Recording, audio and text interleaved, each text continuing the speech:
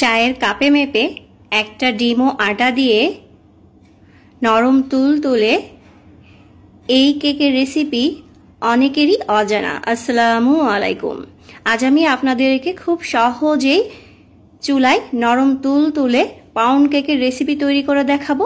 যারা বারবার কেক তৈরি করতে গিয়ে আটা ময়দা নষ্ট করেছেন, এই রেসিপিটি দেখলে আপনারাও সঠিকভাবে পাউন্ড কেক তৈরি করে নিতে পারবেন কোনো রকম ঝামেলা ছাড়াই।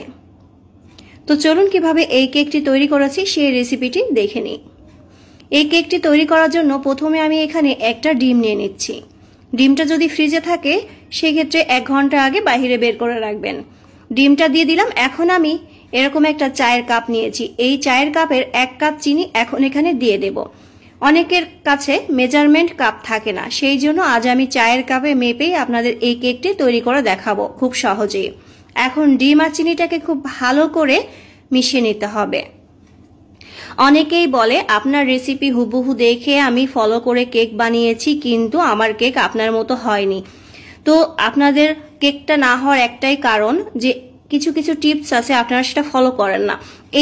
এই আমি মিক্স করছি, এটাকে 5-7 মিনিট খুব ভালো করে মিক্স করে নিতে হবে, তা না হলে আপনার কেক কখনোই পারফেক্ট হবে না। খুব ভালো করে এটাকে ফেটিয়ে নিতে হবে 5 থেকে 7 মিনিটের মতো। সবার ঘরে কিন্তু ইলেকট্রিক বিটার থাকে না, সেই জন্য এই হ্যান্ড উইক্স দিয়েই আমি তৈরি করে দেখাচ্ছি। একই কাপেরই আমি 1/2 কাপ সয়াবিন তেল দিয়ে দিলাম, দিয়ে আবারও খুব ভালো করে মিশিয়ে নিচ্ছি।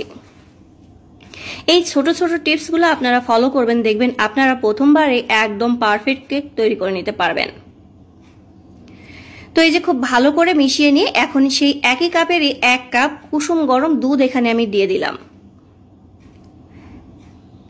বেশি গরম দিতে যাবেন না, তাহলে কিন্তু এই ডিমটা ফেটে যাবে, তাহলে কেকটা আর ভালো হবে না। তো ডিমটা আর এই দুধ তেল একসাথে খুব ভালো করে মিশিয়ে নিতে হবে। তো আমি আবারও 2 মিনিটের মতো খুব ভালো করে একটু ফেটিয়ে নিচ্ছি। এখন এখানে আমি দিয়ে দিচ্ছি একটা লেবুর রস। তো অনেকেই বলে যে আপু আমার কাছে ভ্যানিলা এসেন্স নেই, আমি কি দেব? তো আপনারা লেবুর রস দেবেন, চাইলে লেবুর খোসাটাকেও গ্রেট করে দিতে পারেন, তাহলে আর ডিমের গন্ধ বের হবে না, আর কেকটাও খেতে অনেক বেশি মজার হবে।